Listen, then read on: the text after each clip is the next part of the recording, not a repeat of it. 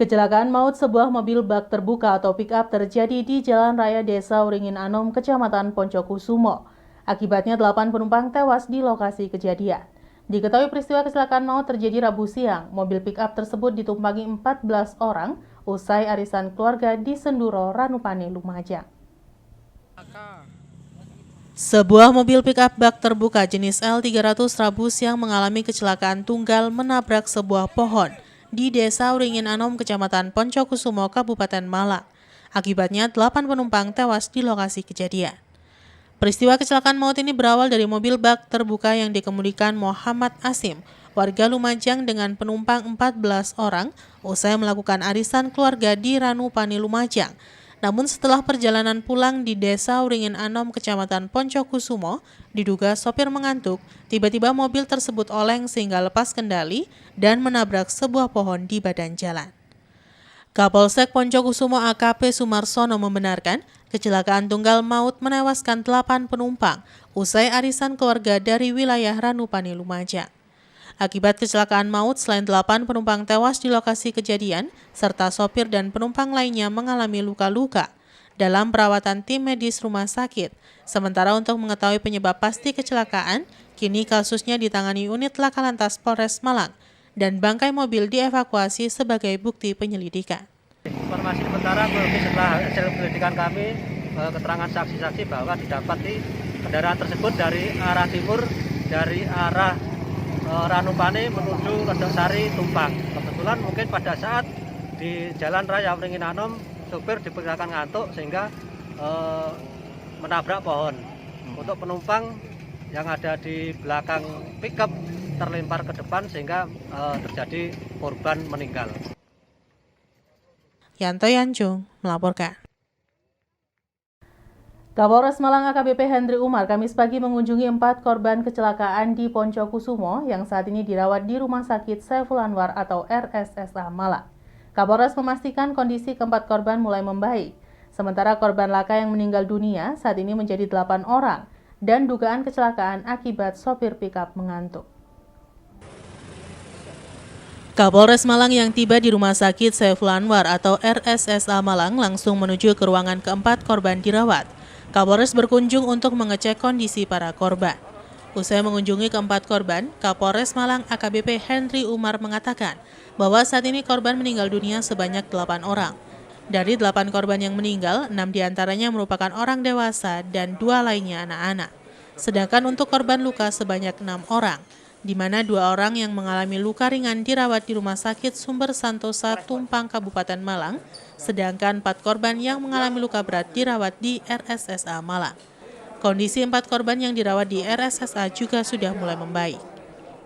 Sementara terkait dugaan penyebab kecelakaan yang menelan 8 orang korban jiwa ini, Kapolres Malang mengatakan bahwa kecelakaan diduga akibat sopir pickup mengantuk. Hal ini dikarenakan tidak ada bekas pengereman sebelum mobil menabrak pohon. Saat ini polisi juga sudah memeriksa sejumlah saksi warga di lokasi kejadian. Sedangkan untuk saksi korban sendiri belum dilakukan pemeriksaan. 8 orang dinyatakan meninggal dunia, di mana 8 orang ini itu terdiri dari 6 orang perempuan, kemudian juga 2 orang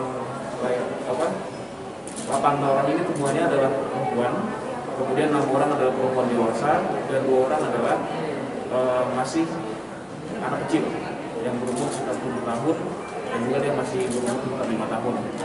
Nah, kemudian kami sampaikan bahwa keseluruhan penumpang yang ada di mobil pickup ini ada 14 orang. Simon Alfredo melaporkan. 6 wisatawan tewas terseret ombak di Pantai Batu Bengkung, Desa Gajah Rejo, Kecamatan Gedangan, Kabupaten Malang. Diketahui 2 orang tewas, 1 kritis dan 3 orang hilang. 6 wisatawan tersebut berasal dari 3 rombongan wisata berbeda, yakni dari Mojokerto dan Kota Batu.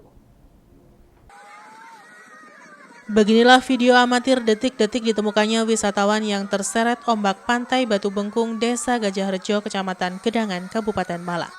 Ada 6 orang yang menjadi korban dalam terseretnya ombak pantai ini, yakni Maulana Muhammad Al-Farizi, Fikri, wisatawan asal Pacet, Kabupaten Mojokerto, sedangkan Aziza Zahira Abdul Latif, Linda Pravitasari dan Aprilia Dwi Jayanti, wisatawan asal Kota Mojokerto, dan Dimas Riza Nurul Hakim, wisatawan asal Kota Batu.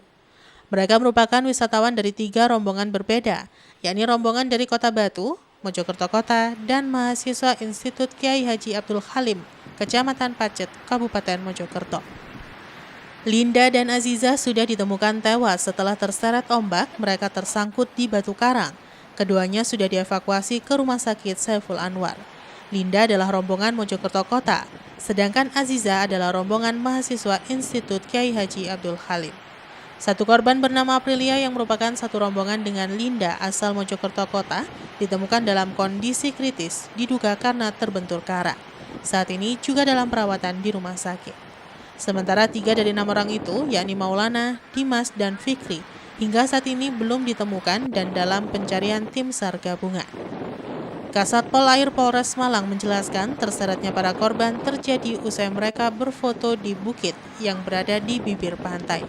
Ketika mereka menyeberang dari bukit untuk kembali, tiba-tiba terjadi ombak tinggi, kurang lebih setinggi 3 meter. Hingga kini proses pencarian atas 3 korban yang belum ditemukan akan terus dilakukan tim SAR gabungan dari TNI, Polri, PMI Kabupaten Malang, serta potensi SAR yang ada di wilayah Malang Raya. Informasi dari saksi mau foto-foto, selfie, lihat matahari terbit, mereka turun dari Bukit Bengkung ke arah tempat yang di sebelah kiri ini. Di luar kuasa dari ke-6 korban dan teman-temannya, datanglah ombak dari 2 sisi. Nah, datang ombak dari 2 sisi, sebelah timur dan sebelah barat. 2 ombak dari 2 sisi ini ketemu pas di tengah-tengah posisi korban rencana akan selfie.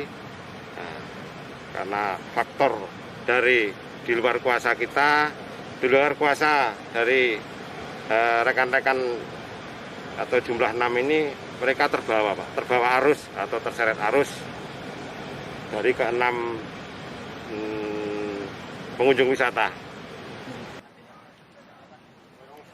Yanto Yancung melaporkan. Terima kasih Anda masih bersama kami dalam Info 7 Malang Raya.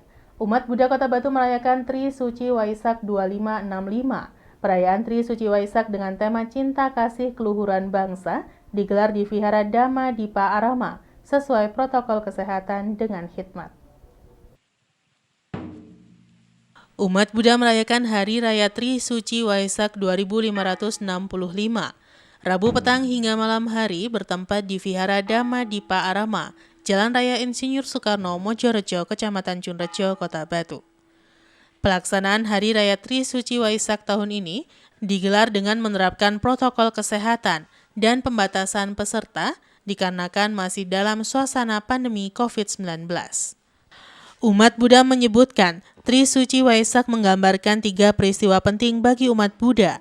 Ketiga peristiwa itu terjadi pada bulan purnama Mei, namun sesekali jatuh pada akhir April atau awal Juni. Ada banyak makna dan nasihat di balik perayaan Waisak, terutama tentang perjalanan spiritual Siddhartha Gautama. Untuk peristiwa penting pertama yang menjadi latar belakang perayaan Hari Raya Tri Suci Waisak adalah kelahiran Pangeran Siddhartha Gautama pada 623 sebelum Masehi di Taman Lumbini. Bihu berharap momen Tri Suci Waisak mampu membawa umat seluruh dunia akan cinta damai sehingga tidak ada konflik antar umat maupun konflik antar bangsa atau negara. Dikatakan Tri Suci karena 3 peristiwa penting. Kelahirannya, pencapaian penerangan sempurna, dan parinibbana atau wafatnya terjadi pada saat-saat yang sama, yaitu rembulan purnama Sidhi, dan kelahirannya, pencapaian sempurna, dan wafatnya itu sama. Jadi diharapkan semoga masyarakat Indonesia maju dalam bidang kerohanian, yang kalau maju itu ya tidak ada kebencian, tapi ada persaudaraan. Tapi kalau masih ada kebencian, ya nanti perang-perangan. Yanto Yancung melaporkan. Penyekatan dan pengetatan bagi warga luar yang akan masuk ke Malang Raya kembali diperpanjang hingga akhir Mei atau hingga tanggal 31 Mei mendatang. Dalam perpanjangan penyekatan dan pengetatan ini, petugas tetap memutar balik kendaraan dari luar Malang yang tidak memiliki surat izin dan surat bebas COVID-19. Petugas gabungan dari TNI, Polri, Satpol PP, Dishub, BPBD terus melakukan penyekatan dan pengetatan di pintu keluar tol Madiopuro, Kedung Kandang, Kota Malang. Penyekatan dan pengetatan dilakukan bagi kendaraan berplat luar Malang atau di luar Rayon 2 Malang Raya. Penyekatan dan pengetatan di pintu tol Madiopuro ini dilakukan seiring diperpanjangnya aturan penyekatan dan pengetatan arus balik hingga 31 Mei 2021 mendatang. Ibda Eko Novianto Padal Exit Tol Madiopuro mengatakan, pelaksanaan aturan penyekatan dan pengetatan dilakukan seperti biasa. Dalam penyekatan, kendaraan yang diperiksa petugas mengecek tujuan masuk ke Malang dan surat keterangan bebas COVID bagi warga luar Malang Raya. Jika tidak dapat menunjukkan surat keterangan tersebut, maka kendaraan akan diputar balik ke daerah asal. Sementara selain memutar balik kendaraan, petugas juga melakukan tes swab antigen di tempat yang dilakukan secara acak. Jika reaktif, maka akan dirujuk ke rumah sakit terdekat, dan jika non-reaktif, maka dipersilahkan untuk melanjutkan perjalanan. Sementara, selama penyekatan dan pengetatan kendaraan di exit tol Madiopuro sejak 6 hingga 24 Mei, petugas sudah menindak dan meminta putar balik kendaraan karena tidak dilengkapi persyaratan sebanyak 1.124 kendaraan pribadi, 49 unit bus, dan 416 kendaraan pengangkut barang. Jadi penyekatan tetap sesuai dengan sesuai adendum surat edaran nomor 13 dari Satgas Covid Nasional bahwa perpanjangan dari tanggal 24 Mei hingga 31 Mei masih ada pembatasan mobilisasi. Orang-orang yang masuk ke Malang Raya wajib menunjukkan surat bebas atau surat hasil tes yang dinyatakan negatif dari COVID-19.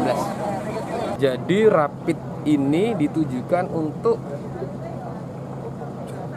orang yang orang yang mau atau akan masuk Malang Raya namun tidak membawa surat hasil tes yang dinyatakan negatif dari COVID, maka kita bekerja sama dengan Dinkes Kota Malang menyediakan rapid antigen gratis yang hasilnya langsung keluar bisa ditunggu. Apabila dinyatakan negatif, yang bersangkutan bisa melanjutkan perjalanan. Simon Alfredo melaporkan.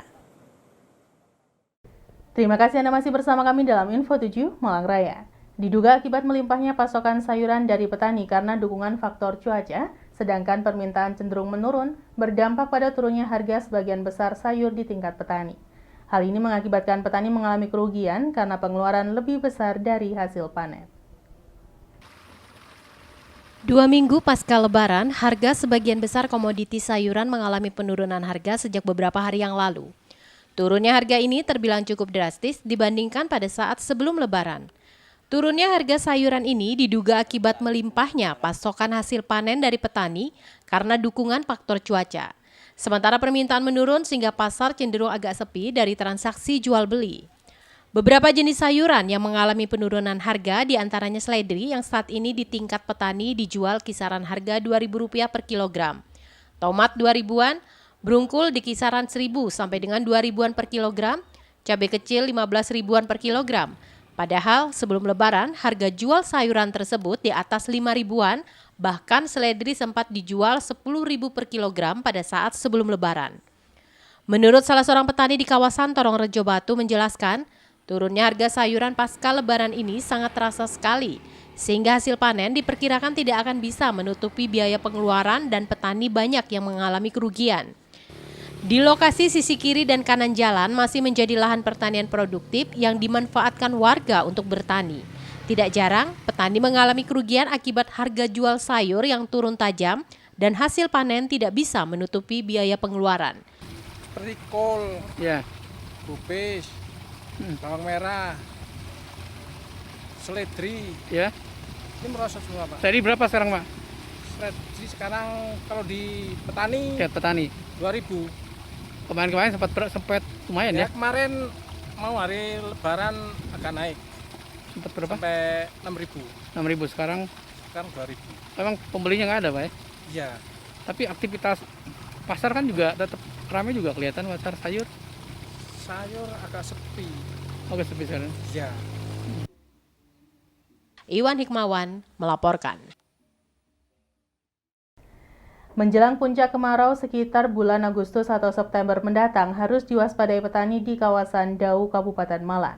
Pasalnya beberapa kawasan lahan pertanian sering kekurangan air dan pemberlakuan penggiliran jatah air. Beginilah yang terlihat di salah satu sungai di kawasan Dau, Kabupaten Malang, tepatnya di wilayah Selorejo. Kali saat ini masih terlihat cukup melimpah walaupun sudah mulai berkurang debitnya. Kali saat ini mengairi lahan pertanian di beberapa kawasan diantaranya Petung Sewu, Kali Songo, dan Karang Ampel. Memasuki pertengahan kemarau, kondisi ketersediaan air masih terlihat mencukupi baik untuk sayuran maupun untuk tanaman jeruk yang banyak ditanam. Kondisi ini tetap harus diwaspadai terutama pada saat mendekati puncak kemarau, di mana debit air Kalisat akan semakin menyusut dan menyisakan aliran kecil sehingga akan diberlakukan jatah penggiliran air untuk lahan pertanian yang seringkali tidak mencukupi. Menurut salah seorang petani setempat menjelaskan, kurangnya air untuk penyiraman akan berdampak pada menurunnya hasil panen sayuran dan juga kualitas buah jeruk turun, besar jeruk tidak sama dan jeruk terlihat kusam. Di lokasi kawasan lahan pertanian Desa Gading Kulon, sisi kiri dan kanan jalan yang pada awalnya menjadi lahan pertanian sayuran, kini mulai berubah dan berangsur menjadi kawasan lahan pertanian jeruk karena lebih menjanjikan dan untuk mengurangi kerugian yang sering dialami petani ketika bertani sayuran. Kondisi sekarang masih masih kelihatan agak lumayan ya airnya, Pak. Masih besar gitu ya. Biasanya menjelang kapan ini mulai Bulan 8 9 ini, Mas. Iya, 8 9 itu mulai kecil air. mulai kecil. Ya. Berarti biasa sistem apa itu, Pak? Penggiliran. Giliran, Mas. Tapi untuk lahan pertanian cukup enggak kalau giliran ya? Nggak cukup, Mas. Nggak cukup, Pak, ya. Nggak cukup. Tapi untuk jeruk gimana untuk jeruk? Ya masih kurang aja, Mas. Bahkan nggak subur jeruk, kurang air. Iwan Hikmawan melaporkan.